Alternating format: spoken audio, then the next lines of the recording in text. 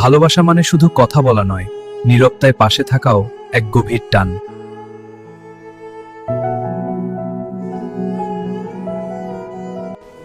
সংসার মানে ঝড়ের মাঝেও একে অপরের হাতটা শক্ত করে ধরে রাখা।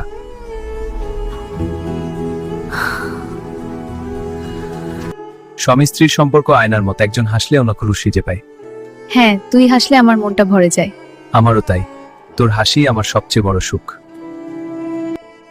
রূপ ফুরিয়ে যাবে, কিন্তু বার্ধক্যের শেষ দিন পর্যন্ত মায়াটা রয়ে যায়।